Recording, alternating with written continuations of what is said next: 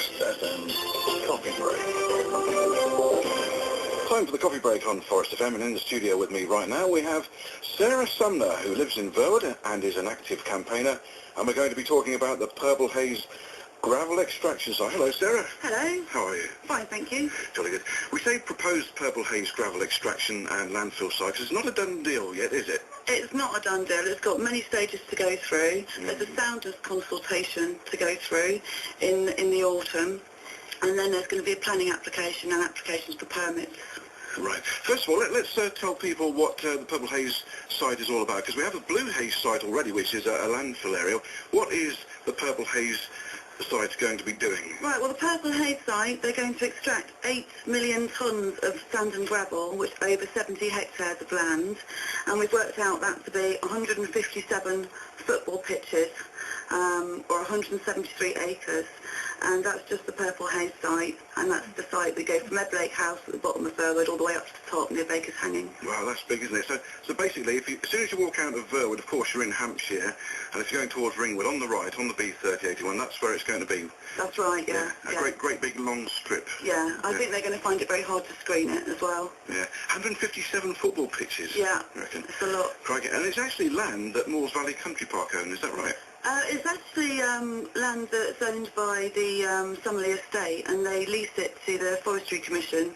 Right. So the Sumner Estate have kept the mineral rights.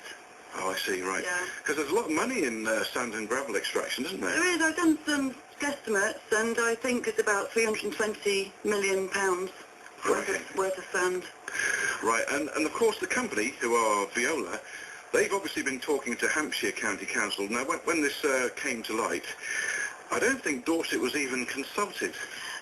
Well, it's very strange. We heard about it just before the consultation closed at a local action group meeting, and not many people are aware at all, and people in Dorset should be aware, because Moores Valley is used by 1 million people a year. Mm. Do you think it was a case of Hampshire thinking, oh, well, right over there in the corner next to Dorset, that's pretty much out of the way, let's dump it there, shall we? Well, in the hundreds of pages of their proposal, Verwood's not mentioned once. It's not? It's not, no. And in fact, it is literally in Verwood, you know, a few hundred metres, it's actually in Verwood, just about, isn't it? Yeah.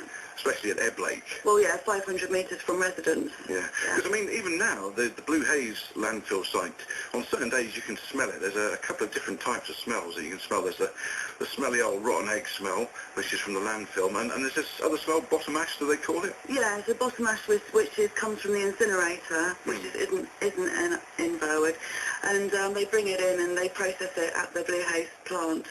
And it's a temporary licence they've got until 2012, and it smells like burning, kind of burnt stuff. And yeah, it's not a very pleasant smell, and they don't really know what's in it either. I believe the Environment Agency are looking at it at a national level to see if it's hazardous or not. So we could be breathing in all sorts of horrible chemicals and things, couldn't we? Yeah, there is a number to call if you do smell anything, to ring the Environment Agency, not just for a whiff, but if you smell something very strong, you must call them. Right, I've got that number here actually. The Environment Agency is 0800 80 70 60, that's 0800 80 70 60, and I can tell you that we can smell it every now and again in the summer, and you're not supposed to be able to smell it, are you? No. They're supposed to keep it damp. Right. Okay, so what's this going to mean then for people in Verwood? Because, as we said, Dorset and East Dorset District Council weren't consulted, were they, to start with? Were they eventually consulted? They were eventually consulted. The MP, Bob Walters, and Spencer Flowers contacted Hampshire County Council, and Bob Walters wrote to me and said it was very short-sighted of Hampshire County Council to expect Dorset to be listening to their communications, and they got an extension to the consultation, but only for the council and the MP to respond, not for us. Right. You think that councils, especially when they're next to each other, they'd talk to each other, wouldn't you? You would. Yes, but luckily it was spotted, and the process was delayed just a little bit, so that they haven't had a chance to have a chat with each other, and hopefully relationships and consultations will improve, because as we said, it's not a done deal yet, and there's lots of talking to be done.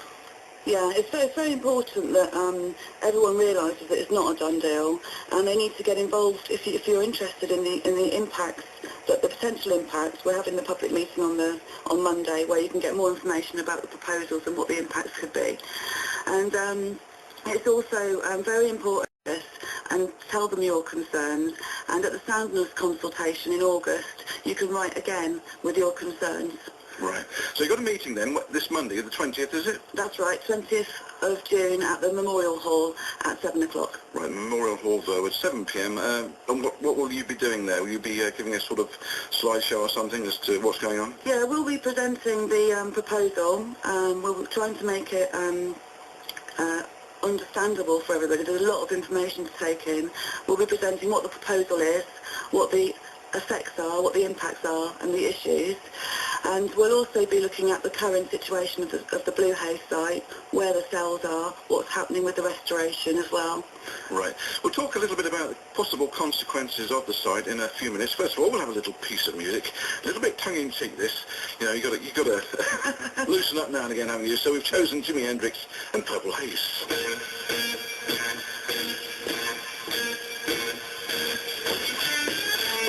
Haze, and we're playing that because we're talking to Sarah Sumner about the proposed Purple Haze gravel extraction site and landfill, which is proposed that they build along the B3081 just outside Verwood on the way to Ringwood, on the right, on land which is basically part of Moors Valley Country Farm, which a lot of people use to walk their dogs and go and walk around and enjoy themselves basically. So we've told folks that the meeting's on Monday, the 20th of June, 7 p.m. at the Memorial Hall. Right then, now, what do you reckon will be the consequences if this all goes ahead? Let's talk about traffic first, shall we? Right, if this all goes ahead, the cumulative impact is going to be huge. There's going to be a 64.4% increase in traffic on the B3081. There's going to be a 74% increase, this is just HGVs, right, on the A338.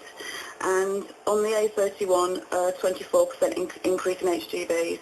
And overall on the A31, a 4% increase in traffic. That's a huge increase in big lorries, isn't it? It is, and it's going to make a big impact as the lorries will be turning right from the exit from Purple Haze onto the B3081. Yeah, because people have already seen where they turn into the Blue Haze site, those huge lorries that they have.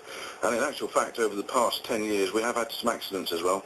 We have. I mean, I know they've reduced the speed limit to 50, but you know, a lot of people don't take any notice of that. Yeah, that's true. And we're looking at 100 lorries coming in and 100 lorries going out every day. Turning left and right. Yeah. Yeah. Not good news. And of course, people like to go up and park up in some of the entrances there, don't they, and take their dogs for walks.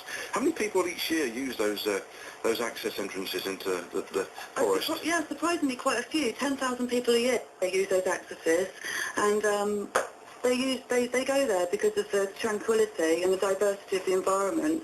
They walk their dogs, they go for walks, they ride their bikes into Ringwood. They're very well used. Yeah, and it's not just local people, because we do get a lot of tourists here in the summer. Lots of campsites around Verwood, and of course Ringwood and St Leonard's and St Ives, and they all like to use the forest and go walking and take their dogs for walks as well. So that's going to cause problems, I reckon, isn't it? Well, I think it's significant because there's 1 million people that use Moors Valley every year, and I cannot see how they can screen the gravel extraction and the landfill from the users of Moors Valley, because the plantation isn't thick enough like it is at Purple Haze, the Blue Haze site. Yeah, and the smell, of course. You can't always screen the smell, can you? Not when you're having a picnic. Oh, no, that wouldn't be very nice, would it? No, not at all. I mean, you can see they're going to have to sort of consider things like reducing the speed limit yet again if they do this. I think they would have to, and I think there is something in the proposals that if the lorries go above a certain levy, there could be a roundabout built up at Baker's Hanging, right, which is on Dorset land. Yes, another dodgy corner as well, actually, especially when big lorries are involved. Yeah. Right, you are obviously an active campaigner. You obviously want to protect your environment, and you obviously like living here, where you live. So you've set up you set up a website and a Facebook page as well. What's the website if people want to find out more about the proposed development there? If you want to find out more about the development, it's no-to-purplehaze.co.uk. Right, no-to-purplehaze.co.uk. That's right. And the 2 is the number 2, isn't it?